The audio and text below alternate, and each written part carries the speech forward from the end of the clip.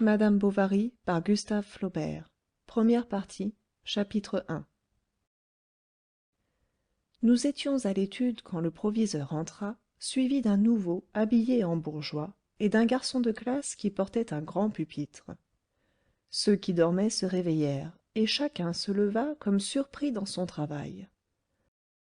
Le proviseur nous fit signe de nous rasseoir. Puis, se tournant vers le maître d'études, Monsieur Roger, lui dit-il à demi-voix, voici un élève que je vous recommande. Il entre en cinquième. Si son travail et sa conduite sont méritoires, il passera dans les grands, où l'appelle son âge. Resté dans l'angle derrière la porte, si bien qu'on l'apercevait à peine, le nouveau était un gars de la campagne, d'une quinzaine d'années environ, et plus haut de taille qu'aucun de nous tous. Il avait les cheveux coupés droit sur le front, comme un chantre de village, l'air raisonnable et fort embarrassé. Quoiqu'il ne fût pas large des épaules, son habit veste de drap vert à boutons noirs devait le gêner aux entournures et laissait voir, par la fente des parements, des poignets rouges habitués à être nus. Ses jambes, en bas bleus, sortaient d'un pantalon jaunâtre très tiré par les bretelles. Il était chaussé de souliers forts, mal cirés, garnis de clous. On commença la récitation des leçons.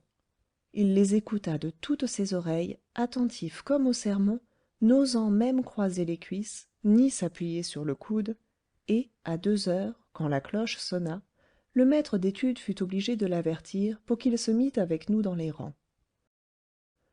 Nous avions l'habitude, en entrant en classe, de jeter nos casquettes par terre afin d'avoir ensuite nos mains plus libres. Il fallait, dès le seuil de la porte, les lancer sous le banc, de façon à frapper contre la muraille en faisant beaucoup de poussière. C'était là le genre. Mais, soit qu'il n'eût pas remarqué cette manoeuvre ou qu'il n'eût osé s'y soumettre, la prière était finie que le nouveau tenait encore sa casquette sur ses 2 genoux. C'était une de ces coiffures d'ordre composite, où l'on retrouve les éléments du bonnet à poil, du chapska, du chapeau rond, de la casquette de loutre et du bonnet de coton, une de ces pauvres choses, enfin, dont la laideur muette a des profondeurs d'expression comme le visage d'un imbécile. Ovoïde et renflée de baleine, elle commençait par 3 boudins circulaires, puis s'alternaient, séparés par une bande rouge, des losanges de velours et de poils de lapin. Venait ensuite une façon de sac qui se terminait par un polygone cartonné couvert d'une broderie en soutache compliquée et d'où pendait, au bout d'un long cordon trop mince, un petit croisillon de fil d'or en manière de gland. Elle était neuve, la visière brillait. « Levez-vous, dit le professeur. Il se leva, sa casquette tomba. Toute la classe se mit à rire. Il se baissa pour la reprendre. Un voisin la fit tomber d'un coup de coude, il la ramassa encore une fois. « Débarrassez-vous donc de votre casque, dit le professeur, qui était un homme d'esprit.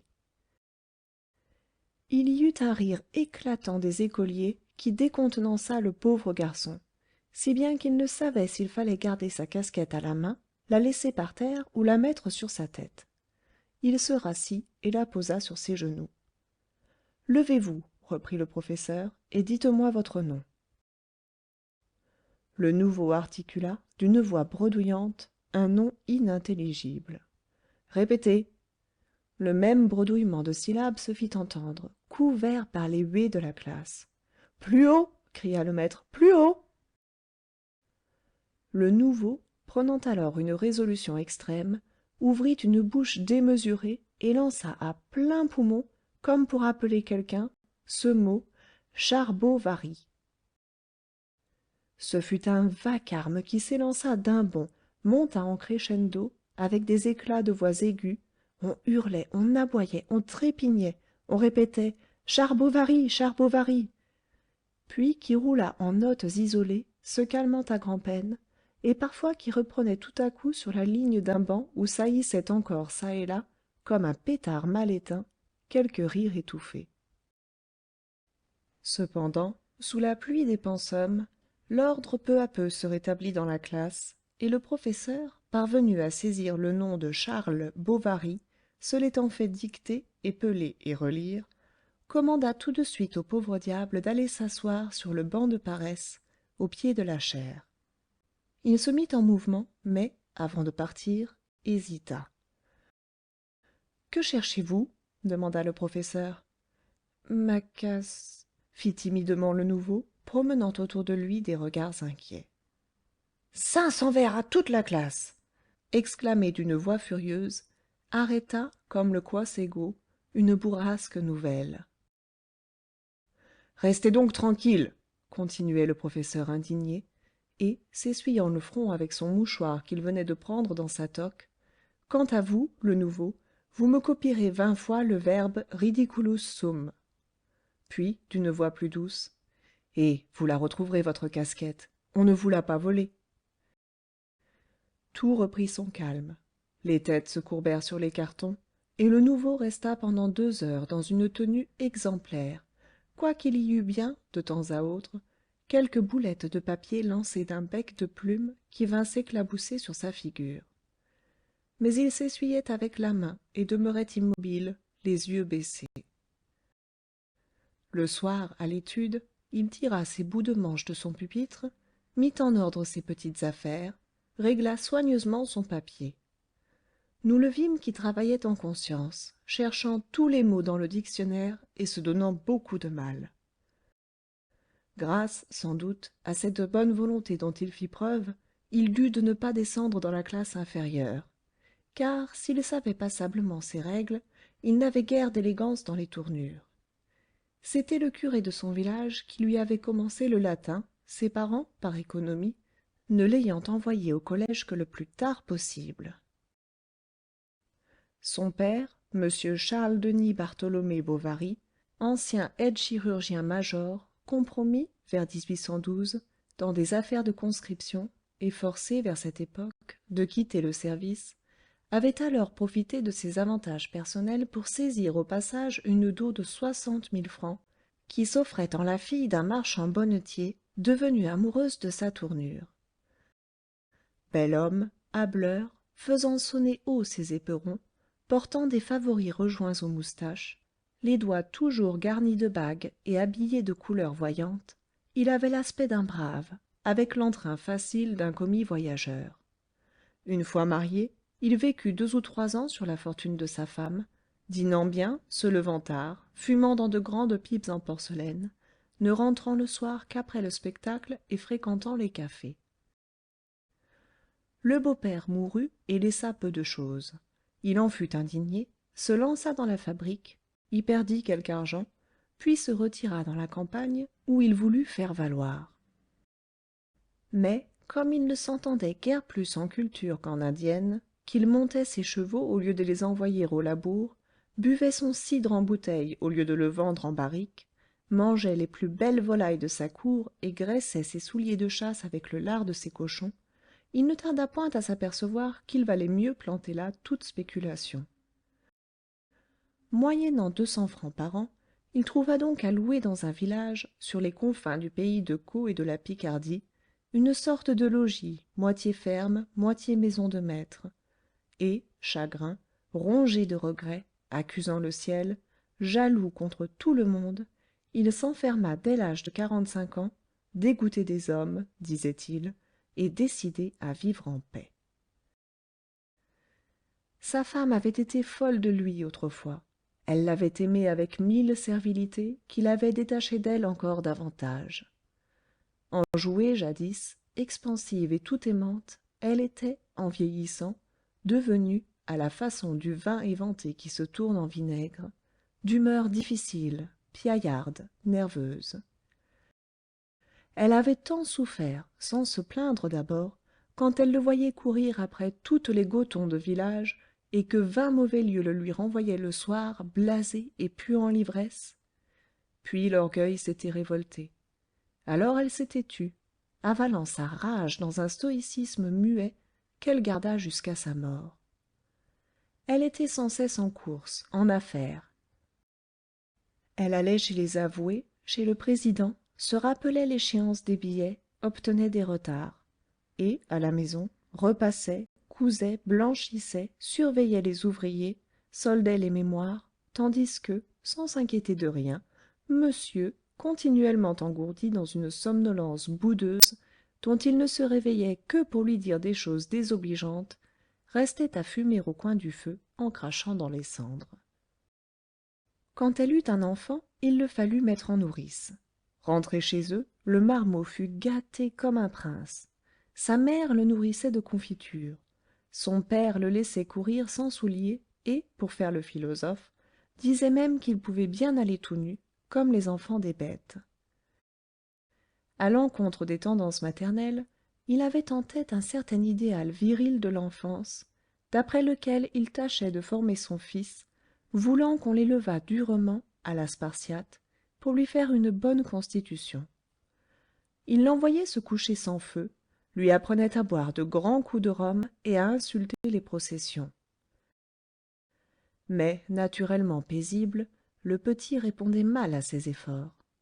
Sa mère le traînait toujours après elle.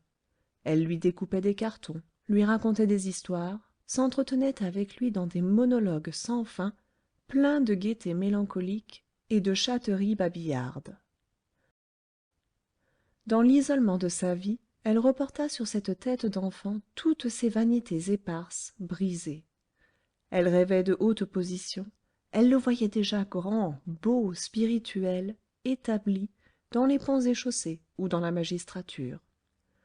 Elle lui apprit à lire et même lui enseigna, sur un vieux piano qu'elle avait, à chanter 2 ou 3 petites romances. Mais à tout cela, M. Bovary, peu soucieux des lettres, disait que ce n'était pas la peine. Aurait-il jamais de quoi l'entretenir dans les écoles du gouvernement, lui acheter une charge ou un fonds de commerce? D'ailleurs, avec du toupet, un homme réussit toujours dans le monde. Madame Bovary se mordait les lèvres et l'enfant vagabondait dans le village. Il suivait les laboureurs et chassait, à coups de mottes de terre, les corbeaux qui s'envolaient. Il mangeait des mûres le long des fossés, gardait les dindons avec une gaule, fanait à la moisson, courait dans le bois, jouait à la marelle sous le porche de l'église les jours de pluie, et, aux grandes fêtes, suppliait le bedeau de lui laisser sonner les cloches pour se pendre de tout son corps à la grande corde et se sentir emporté par elle dans sa volée. Aussi poussa-t-il comme un chêne. Il acquit de fortes mains, de belles couleurs. À 12 ans, sa mère obtint que l'on commençât ses études. On en chargea le curé. Mais les leçons étaient si courtes et si mal suivies qu'elles ne pouvaient servir à grand-chose. C'était au moment perdu qu'elle se donnait, dans la sacristie, debout, à la hâte, entre un baptême et un enterrement. Ou bien le curé envoyait chercher son élève après l'angélus, quand il n'avait pas à sortir. On montait dans sa chambre, on s'installait. Les moucherons et les papillons de nuit tournoyaient autour de la chandelle. Il faisait chaud, l'enfant s'endormait. Et le bonhomme, s'assoupissant les mains sur son ventre, ne tardait pas à ronfler, la bouche ouverte.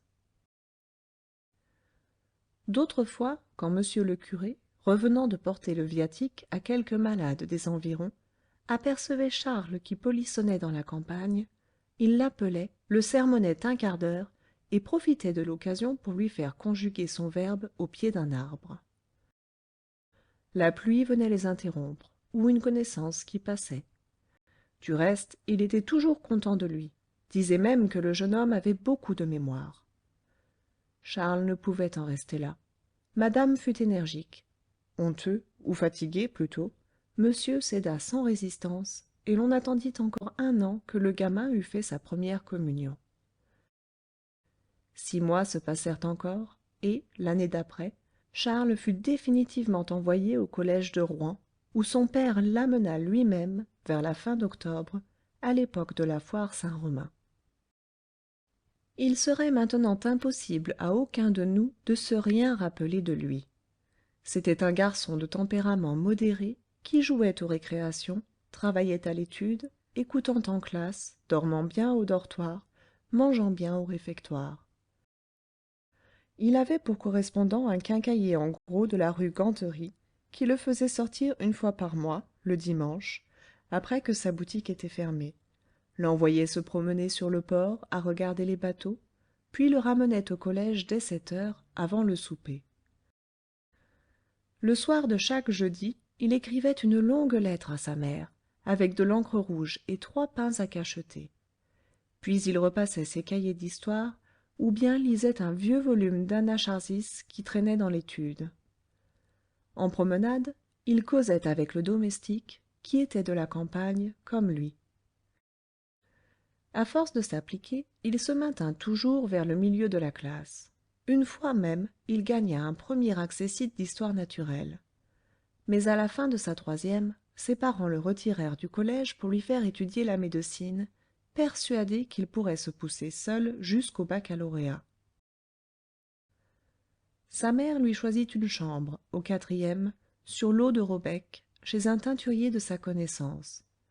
Elle conclut les arrangements pour sa pension, se procura des meubles, une table et 2 chaises, fit venir de chez elle un vieux lit en merisier et acheta de plus un petit poêle en fonte, avec la provision de bois qui devait chauffer son pauvre enfant. Puis elle partit au bout de la semaine, après 1000 recommandations de se bien conduire, maintenant qu'il allait être abandonné à lui-même.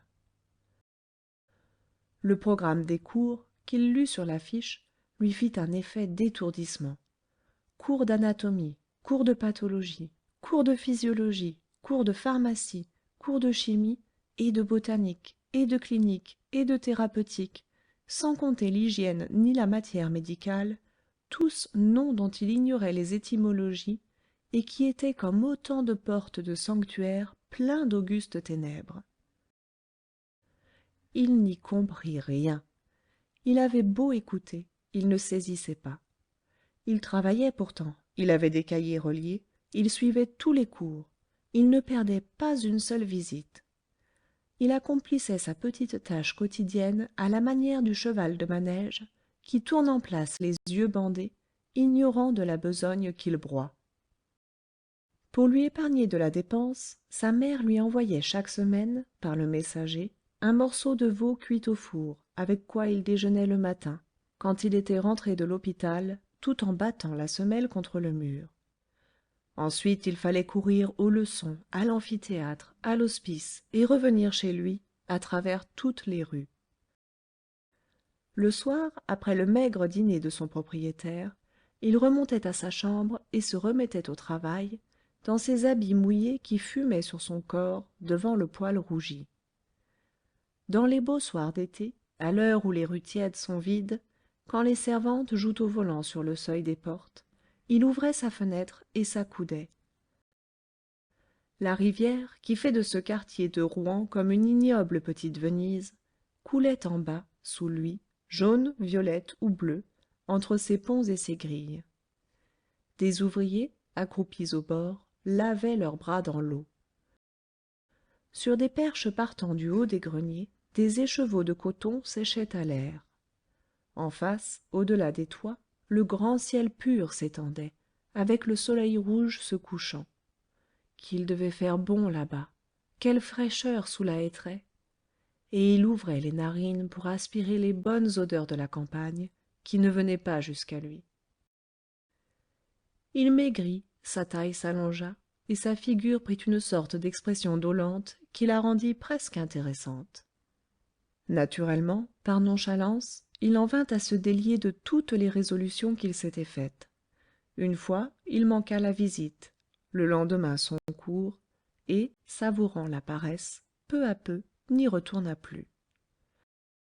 Il prit l'habitude du cabaret, avec la passion des dominos. S'enfermer chaque soir dans un sale appartement public, pour y taper sur des tables de marbre de petits os de mouton marqués de points noirs, lui semblait un acte précieux de sa liberté qui le rehaussait d'estime vis-à-vis de lui-même. C'était comme l'initiation au monde, l'accès des plaisirs défendus. Et, en entrant, il posait la main sur le bouton de la porte avec une joie presque sensuelle. Alors beaucoup de choses comprimées en lui se dilatèrent. Il apprit par coeur des couplets qu'il chantait aux bienvenus, s'enthousiasma pour Béranger, sut faire du punch et connut enfin l'amour.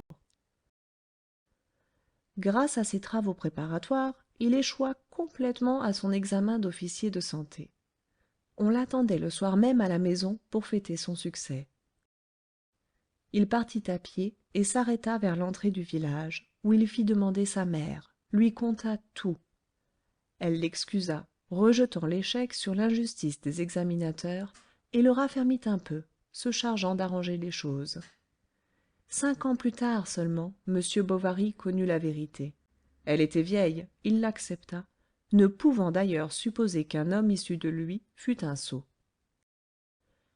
Charles se remit donc au travail et prépara sans discontinuer les matières de son examen, dont il apprit d'avance toutes les questions par cœur. Il fut reçu avec une assez bonne note. Quel beau jour pour sa mère! On donna un grand dîner. Où irait-il exercer son art? À Tostes. Il n'y avait là qu'un vieux médecin. Depuis longtemps madame Bovary guettait sa mort, et le bonhomme n'avait point encore plié bagages que Charles était installé en face, comme son successeur. Mais ce n'était pas tout que d'avoir élevé son fils, de lui avoir fait apprendre la médecine et découvert Tostes pour l'exercer. Il lui fallait une femme.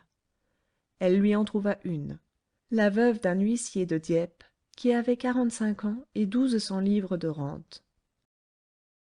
Quoiqu'elle fût laide, sèche comme un cotret et bourgeonnée comme un printemps, certes madame Dubuc ne manquait pas de partis à choisir. Pour arriver à ses fins, la mère Bovary fut obligée de les évincer tous, et elle déjoua même fort habilement les intrigues d'un charcutier qui était soutenu par les prêtres. Charles avait entrevu dans le mariage l'avènement d'une condition meilleure, imaginant qu'il serait plus libre et pourrait disposer de sa personne et de son argent. Mais sa femme fut le maître. Il devait devant le monde dire ceci, ne pas dire cela, faire maigre tous les vendredis, s'habiller comme elle l'entendait, harceler par son ordre les clients qui ne payaient pas. Elle décachetait ses lettres, épiait ses démarches, et l'écoutait, à travers la cloison, donner ses consultations dans son cabinet, quand il y avait des femmes. Il lui fallait son chocolat tous les matins, des égards à n'en plus finir. Elle se plaignait sans cesse de ses nerfs, de sa poitrine, de ses humeurs. Le bruit des pas lui faisait mal. On s'en allait, la solitude lui devenait odieuse. Revenait-on près d'elle, c'était pour la voir mourir, sans doute. Le soir, quand Charles rentrait, elle sortait de dessous ses draps ses longs bras maigres, les lui passait autour du cou, et, l'ayant fait asseoir au bord du lit, se mettait à lui parler de ses chagrins. Il l'oubliait, il en aimait une autre, on lui avait bien dit qu'elle serait malheureuse. Et elle finissait en lui demandant quelque sirop pour sa santé et un peu plus d'amour. Fin du chapitre 1 de la première partie.